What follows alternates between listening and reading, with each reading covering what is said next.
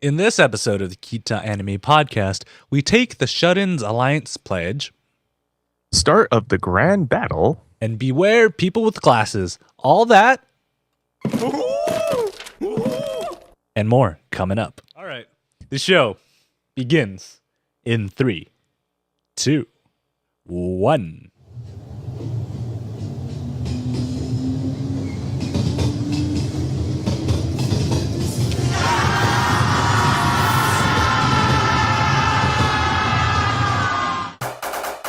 It's time for the Kita Anime Podcast with Dito and Ktdata. The Kita Anime Podcast is brought to you by Happy New Year. You dig it? Check out ktdata.net for our 2014 CES coverage. Dito and I, we're headed to Vegas in a couple days. Woo! Hey everybody, welcome to the Kita Anime Podcast. I am Ktdata. And I'm Dito. And this is the book club podcast that you guys all watch for some odd reason. I don't know why, but you do. If you have never seen the show before, welcome to the show. You might be a little bit lost, but what you should do is right after I tell you these instructions, follow them. Step 1, pause the podcast. Step 2, go to ktdata.net, look for episode 3 of the fall 2013 Kita Anime Podcast season. Then go watch all the animes there. There should be 6 episodes for 3 different animes on there. You can watch them. Then come back, press play where you had paused the podcast, and listen and see what Dito and I have our takes on all these animes. Simple as that. And profit. Yep. Hey Dito, how are you doing? I hope you had a great Christmas. Besides this slight cold. Yeah, great. That's the weird thing is I swear there's a Christmas cold going around because I know so many people who got sick on Christmas or like the day before. And like I have something in the back of my throat. It's like this disease. It's the Christmas bug. Mine's just sinus. That last thing I want to do is get sick before CES. Yeah, because nothing. I want to get sick before CES. I don't want to be sick during CES. That would suck. Yeah, nothing like interviewing someone and go, ah! I'm sorry. Oh, excuse me. All right, Dito. We're recording early because it's New Year's Eve when we would normally be recording this. And, well, apparently you and I, we have lives and things to do on New Year's Eve. Yeah, pretty much. Which is odd, but yeah. So, How about we just jump into our first anime right now?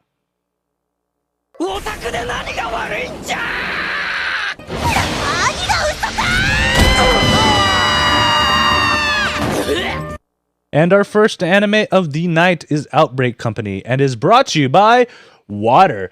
If you're not careful, you might get it in the rear. Just watch out for those buttons in Japanese toilets. I'm just saying, they're sometimes a little too fancy, and if you don't understand what the scribbles on there, you might want not to press it.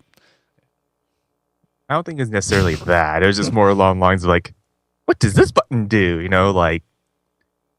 Yeah. And you get sprayed from behind. Anyways. What's a little bidet for a good time, right? Yeah. All right. So on last episode, games teaches people how to play sports when sports turns into war, and we see a little bit of equality. Aww. KT. He's like, I go down, you go up. All right. So we're having a problem out in Outbreak Company. What happens is that we're getting the wrong goods. It's the same issue you and I have sometimes, is bootlegs and people misunderstanding what kind of anime and manga they should get, right? Oh, yeah.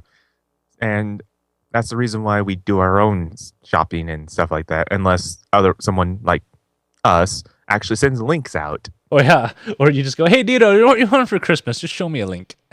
Yeah, it's like, oh, this. Okay, that, Mike. Oh, all right. So Shinichi, he manages to convince the dude in a suit to send him back into Japan. So he voluntarily gets roofied to get sent back to Japan to go on a supply run. Yes, he got date rape drug. Yep, voluntarily. Roofied. Voluntarily. Yeah. And what happened is he had his bags next to the door, and Mizuo, she kind of snuck herself inside a bag. And first thing I got to ask you, dude, how in the world did she fit into that bag?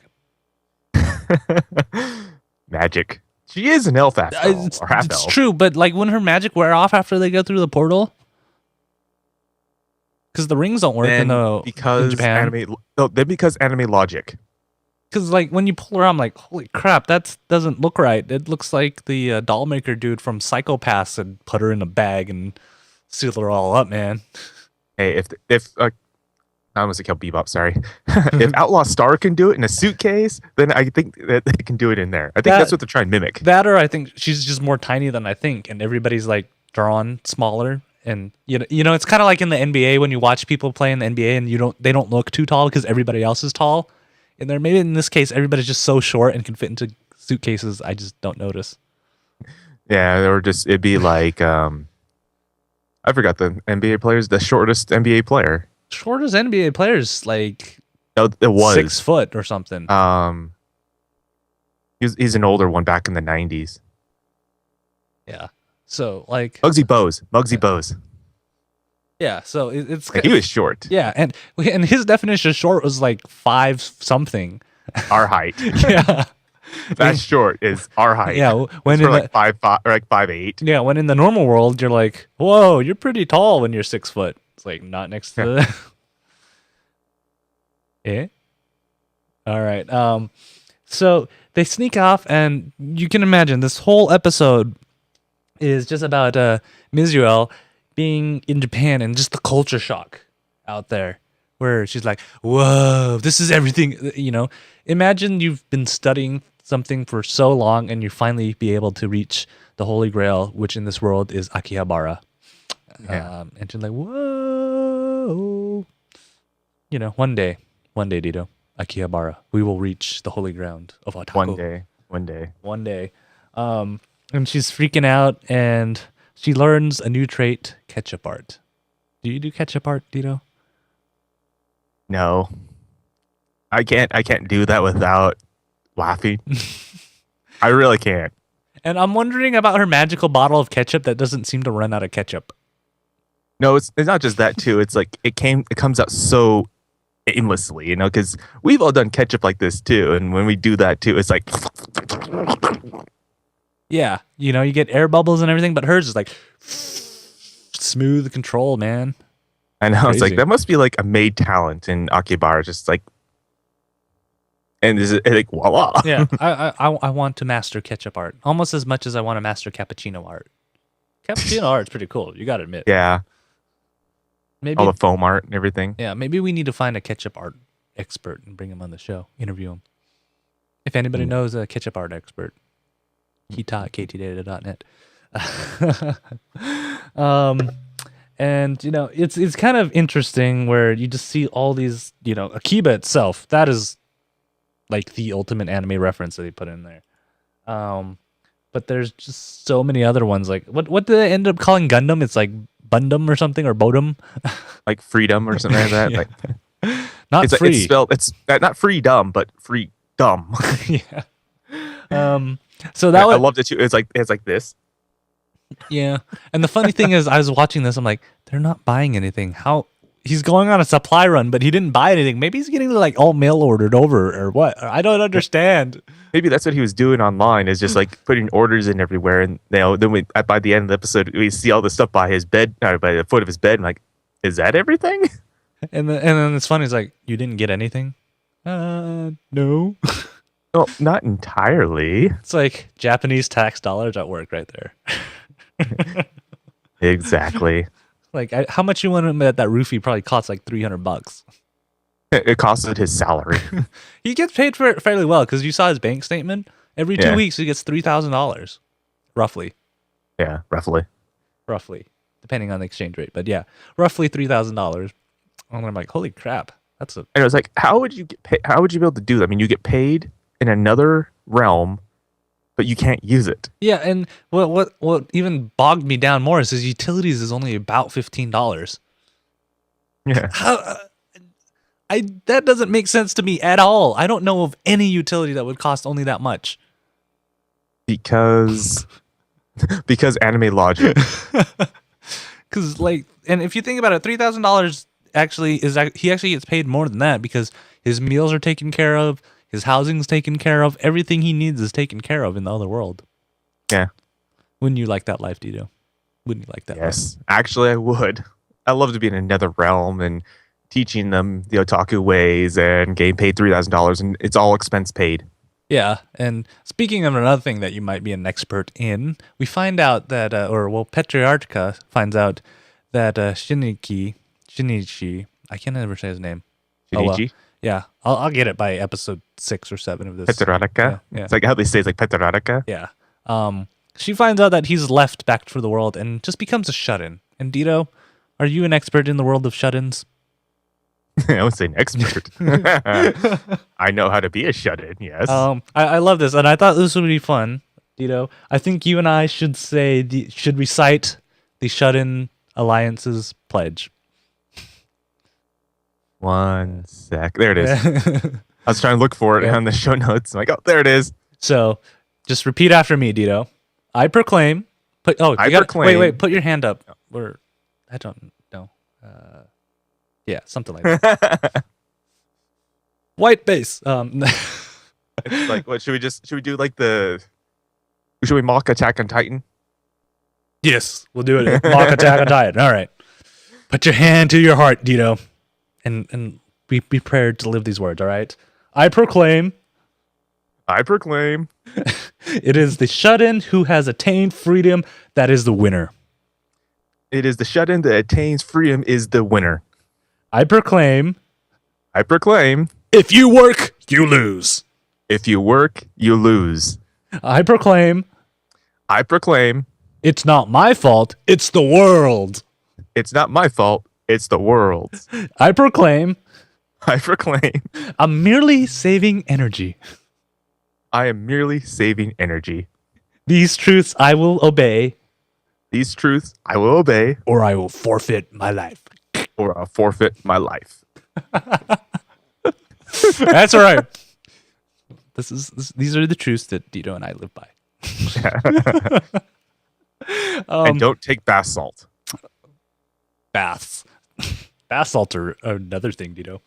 Yeah, I want to eat people's faces. But yeah, it's funny that she tries to become a shut-in, but she's in this like giant palace room of her bedroom, and they're like, oh no, we gotta downsize it. If you want to be a shut-in, you gotta go right into the corner, have a single bed, and do all that kind of stuff. Yeah, it's basically the size of 6 tatami. Yeah. I thought it was funny they hooked up a Humvee to generate the power for the TV. Yeah. It's like, don't you have anything a little bit more elegant like that? Or just bring the generator and leave it outside the window balcony or something? What I laughed the most about was the fact that there's like all this cable like from tower to tower to tower. Just for this one little thing. Running a TV and an NES. Yeah. It's one of those special edition Famcoms though, because it was colored gold and red. I want one of those. They're fancy, right? I just laughed at that because it's so like it's so retro. I mean, you're looking at this and going like, yeah, a lot of what they're doing is pretty true. What I would actually do. And I love how they actually. So did you notice that at the beginning of episode 7, they made fun of the director with the anime? Mm-hmm.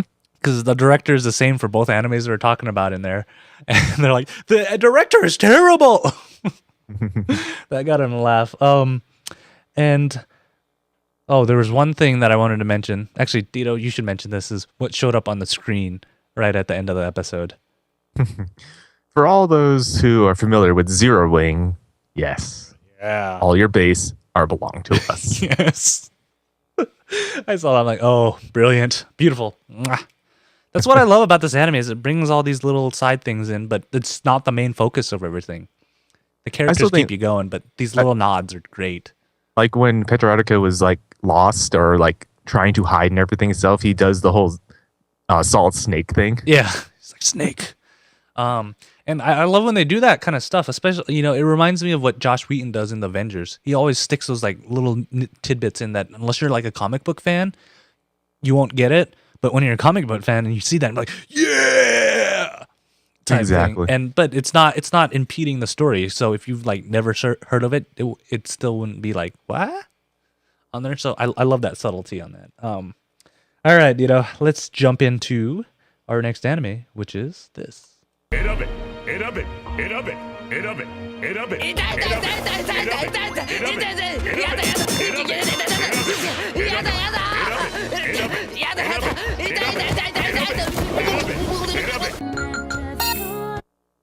And our next anime is No Kome, and it's brought to you by Super premium red cake buns. Hide it, or it will be gone. Dun dun dun, and it might still be gone if you hide it. Maybe. In our last episode, the Fail 5 make their appearance. Kanade is almost done with the mission, and white meat kawaii.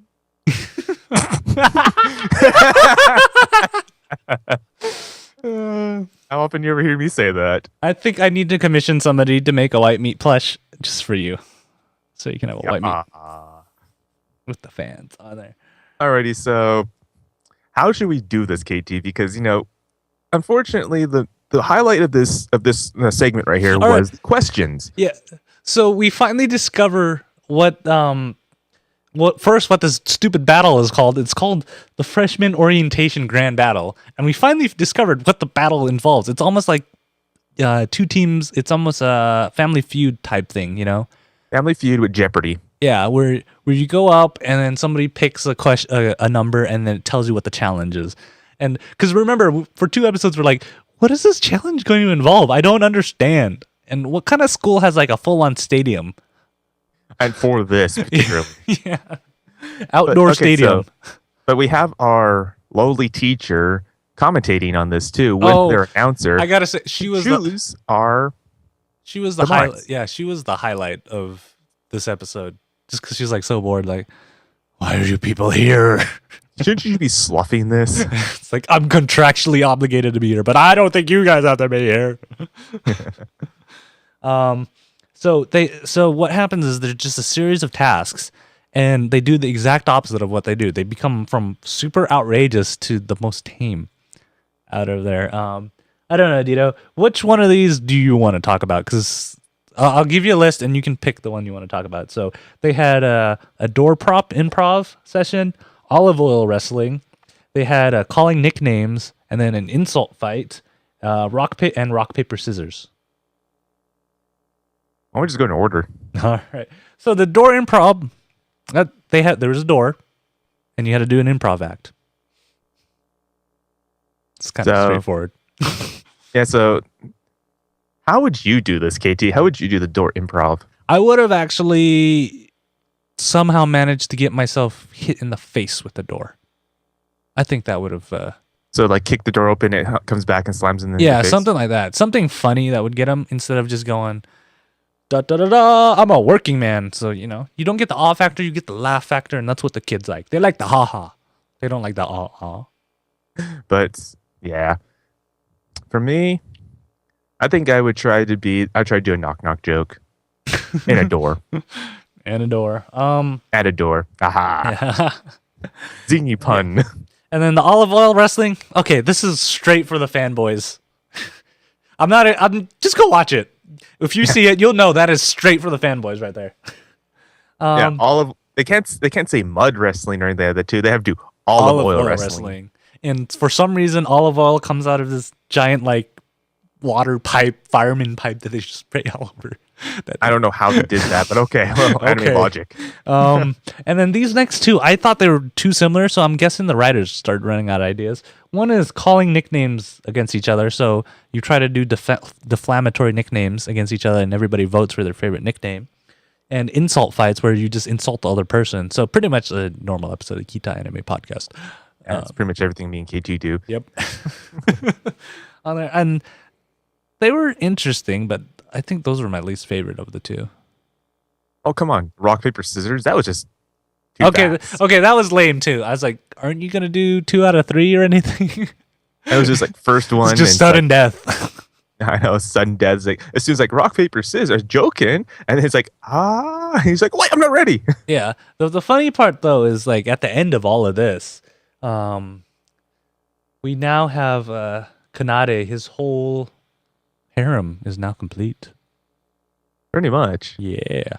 He has a school president on him, and everybody hates him now. Like everybody hates him. Oh, go on. We have Chocolate that actually regained her memories though, for a short period of time. Yeah, and when she did regain her memories, she yeah. Let's just not talk about that. Watch it and give us your viewpoints on it. Yeah, I'm not gonna give you a play-by-play on that. So I'd rather not. Because KT is kind of creepy. Yeah. But what's funny though is you see that Coco Baye, you could okay, we'll just call her Sarah. Sarah is a lot easier to say than her last name. Sarah seems to be putting on a ploy, and then I put together this conspiracy in my head. I have a feeling that Yukihara and Sarah are sisters or somehow friends or related some way or some sort. There's a backstory between those two, and Sarah is trying to help out Yukihara by doing all the stuff that she's doing right now. I mean, think about it. They both have platinum hair. Sarah's older than him, so she could be an upperclassman, right? Think about it. Yeah, that's something that I have not actually thought about. Conspiracy! I haven't made a prediction yet, but that's my prediction. KT's Conspiracy Corner. Dun, dun, dun. All right. Dun, dun, dun, dun, dun, dun, dun. So let's go on to what people love to do. I love doing it at least. And it's a little light this week. Thanks a lot, No Kome. 3 questions. It is our No Kome questions of the week. Dun, dun, dun. All right. Our first one.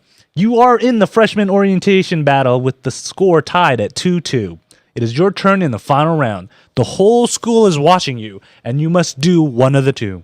Number 1, crack a pun-ishly unpunny pun, if I could put another pun in that word. Or number 2, become a miraculously 100% uncloggable drain. Which would you pick, Tito? I think number 2 is practically impossible. And since I can crack... No, it's miraculous. So that's why it's possible. It's miraculous. In other words, you have lots and lots of fiber. That's how you become 100% uncloggable drain. Yeah. You get lots of fiber, and it goes right through you. But crack a unpunny pun. That's what I do. So that makes number 1 very easy for me. Sure, take the safe way out on this one. I'm just thinking you just don't want any unfallible liquids going through you. Yes. Can you blame me? Who out there would actually be willing to use bowel liquids in their system and be okay with that? I don't know. Unless you're old. Sure. He says that now until he retires. I'm going to bring this back to haunt him. Yes, I will. That's the whole point. I will stay with that until my dying breath of dying from constipation. Anyways. Okay, our second question. The whole school now knows that the school president has a crush on you, and the girl living with you does too. You are in the classroom with your classmates glaring at you with 3 female friends. You must now glomp one of the following. Glomp the girl that's living with you, glomp the girl who has a crush on you, but can't walk or can't talk to you without being incredibly mean and cold, or glomp the girl's father is CEO of a large company and has a crush on you and have seen her panties twice.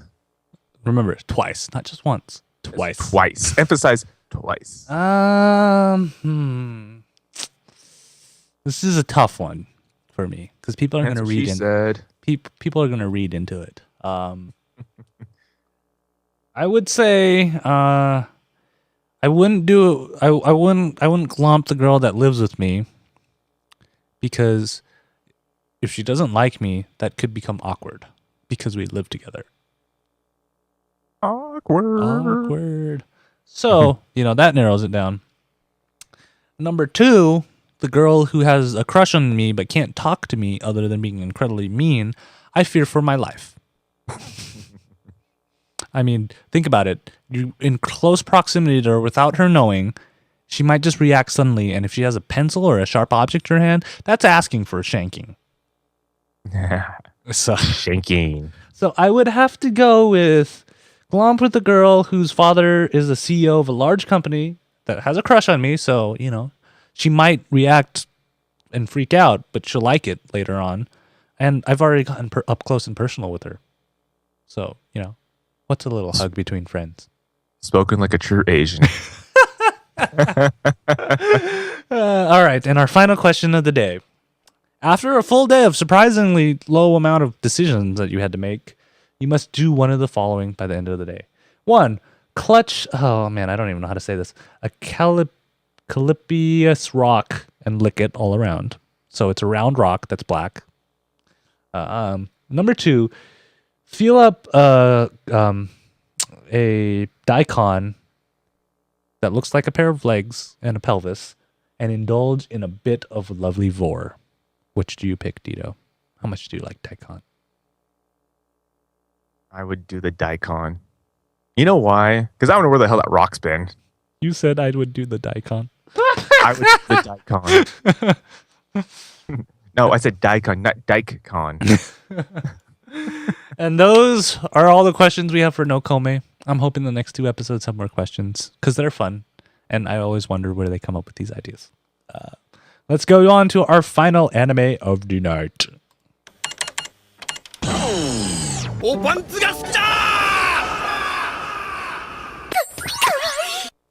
And our last anime of the night is Log Horizon, and it's brought to you by MMO Fast Food, the beginning of McDonald's in a game. Deet deet.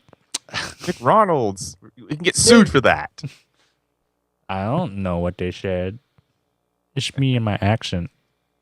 It's my accent. Yeah, my accent. So, last episode, food needs to be cooked, not made. You can't do the microwave thing like in Fifth Element. Rules are set in place so others will not suffer, and the name of the anime has been spoken. Dun, dun, dun. Done. So, at the end of the last 2 episodes, we find out that Shiroe wants 5 million smackers. I don't know why, but I guess we'll find out. Smackers. So we find out they decide to use Nyanya's skills of cooking to be able to open up their own food stand with food that tastes like food. Surprisingly enough. But in a normal situation, whenever you think of cost of living, they say it takes about 5 gold to get a meal and another like 10 to get a night room, in or night at the inn. So it takes about maybe 35 gold for a daily life. So with that in mind, their food's costing 15 gold for like a burger, which is pretty outrageous in that case. But for food that actually tastes like food, small price to pay, I think. Yeah, I'm curious how much weapons and stuff cost in this world. Yeah, I am too. And I love how they get their ingredients. Apparently, they're just giant boars that have cabbages and tomatoes slapped. Somebody in the art department decided, let's just skimp on this and just make boars with food that's slapped onto their backs. I know. Well, the thing is, too, it's like you can't just go and kill them to get it gets turned into ingredients. You got to actually you got to capture them and then get a chef to carve them down. So which is, I'm trying to figure okay, so if you can't kill them and you take them in to get slaughtered, how do you do that? It's probably because of the chef's cooking level or something. It's got to be like a skill that the chef can do or something like that. Yeah, I don't know how they. Yeah, to me, it's like because the game and real life is overlapped kind of to a degree.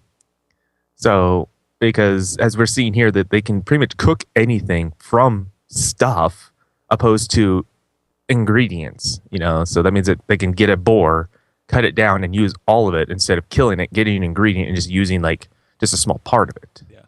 And if you guys don't believe me, when they show the storehouse that has all of them, has all the animals in, you notice most of them are boars, and I guess they're like, oh, we probably should add some variety, so they add like a sheep or something. I'm like, okay. They had chicken.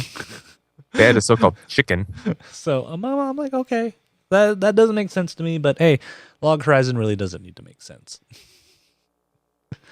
And also we've noticed something a bit too, because of the merger of the worlds and everything too, pretty much every building is for sale now. Monopoly, anybody? Monopoly? Yeah, why not? But they're apparently extremely expensive. Monopoly, everybody. Monopoly. So I think that something about the 5 mil has to deal with them buying a building. Or I something, think he wants to buy the guild talking house. about it. Huh? My money's on betting he wants to buy the guild house. The guild house. Because people rent rooms in the guild house, but who owns the guild house? I would think that would. Well, the money they're talking about, and considering what it is, that's like prime real estate there. Think about it. You own the guild house, then you can make money off people's rental fees. Hey, there you go. Yeah. You see? Yeah. I got a brain on this body right here. Yeah. Yeah. So if they get that, then how much would they charge for rent? And why would they charge rent? Because it's a business, man. Business model. Everybody would be squatting on his property. Yeah. Literally squatting. Yeah. Have you noticed they don't show you any bathrooms in Log Horizon? Do those exist? I wonder about that. It's like, do they even go to the bathroom? Yeah, like, does that exist? Because apparently you can't get sick. So, they're eating food, obviously. Does it need to exit? Yeah, I know. That's us. I kind of thinking too. Is like, do they even go to the bathroom there? Man, not like it really matters, but it's just like they leave these open-ended questions everywhere. What a plot hole right there. And I know how you were kind of kvetching about how a samurai is dual wielding katanas. Well, it's because most samurais do carry 2 katanas, but the way that he had positioned, it looks like he dual wields them. I'm just saying, like, having a cat be a master chef, that's not strange to you, but dual wielding a katana is. 2 katanas, yeah. Yeah. It's like, that's kind of ninja skill there. I'd be more worried about the cat getting hair into my food. I wouldn't. I worry about hairballs more than hair itself. I wonder if Nyanta does get hairballs or not. That's another open-ended question. See, they need to answer. These are the hard-hitting questions that we ask on the Ktdata podcast. we have legitimately concerned questions for Log Horizon. Do you go to the bathroom? Does Nyanta actually shed? And is there hairballs in the food? And why don't we see any dogs? Why don't we see any dogs? Bias against cats. Equality for the dogs. Yeah, they have foxes. They have rabbits. They have It's like, where's the dogs? I want to see a character that's like a golden retriever or something. It'd be like Doggy. Yeah. All right. So, and then we Such find fantasy. Yeah. Wow. We find out finally Shiro's plan going into action. He's doing something.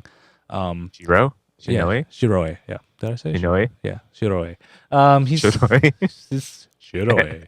Shiroe. So he's planning all these things. First of all, they are securing their supply chain for ingredients for the Crescent Moon, their food stand that they're having, by getting the 3 largest merchant guilds together, or crafting guilds together, and they just have large storehouses of ingredients anyways, so they're doing that. And then there's another set of the plans. They get all these negotiations.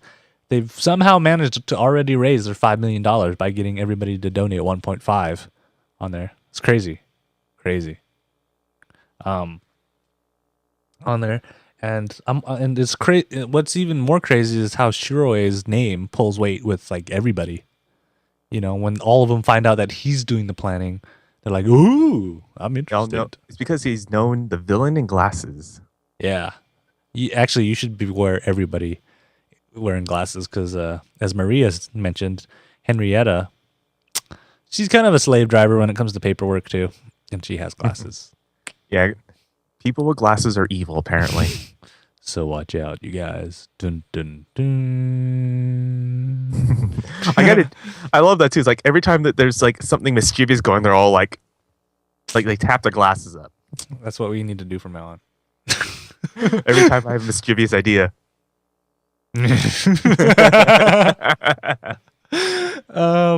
So I'm really curious what they're gonna pull out. What do you think's gonna happen if they're not gonna buy the guild house?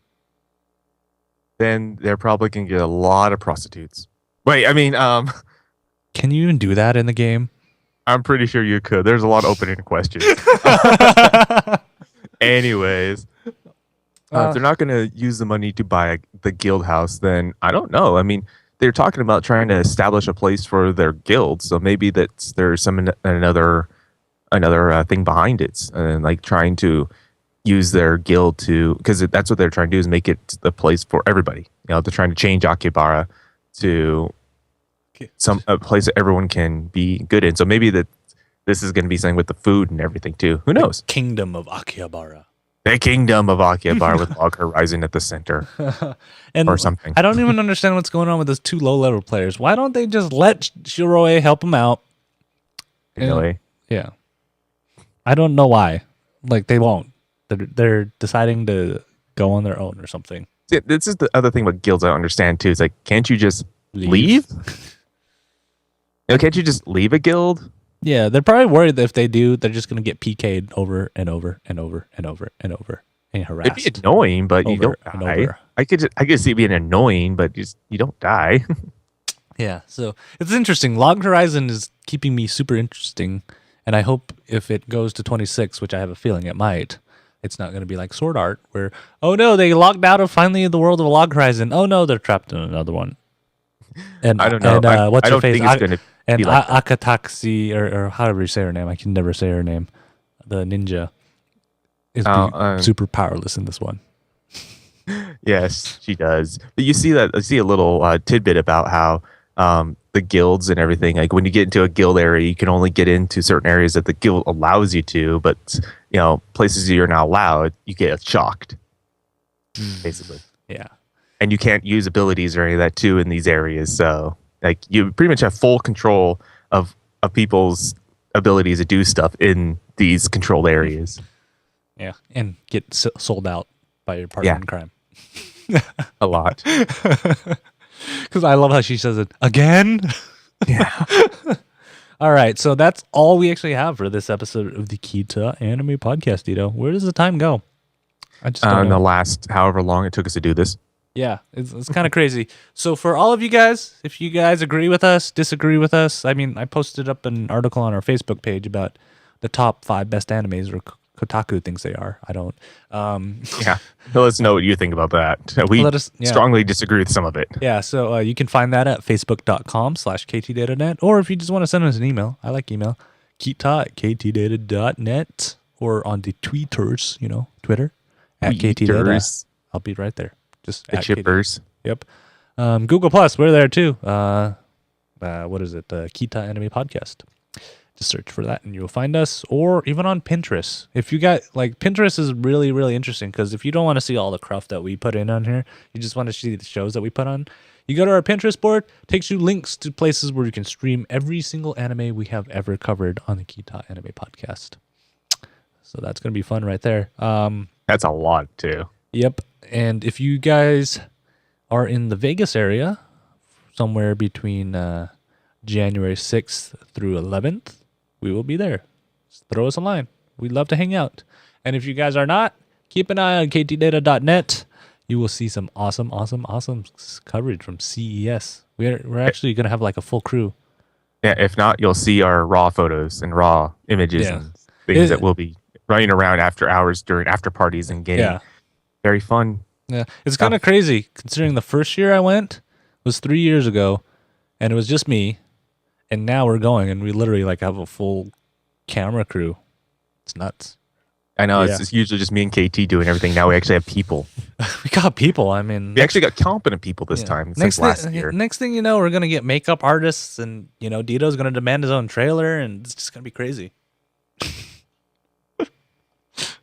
So you okay. Keep an eye on ktdata.net. Our next episode will be January 14th, 2014. We'll be fresh back from CES, good to go for another episode of Kita Anime Podcast. So make sure you come in and watch, and you can find us at live or ktdata.net/live. We will be there. And am I missing anything, Dito? I think you covered everything too, but just also on my end too. Due to KT's gift giving, do watch out for my Real Action Hero Saber review coming up. Yep. And one more programming note: if you guys actually pay attention to Fail Pale Gaming won't be back until the week of the 14th, because I got family over and we'll be at CES for one Friday. So we will see you guys on the 14th. Dito, I will see you in less than a week in the meat space. Till then, guys. Bye-bye. Lost meat space.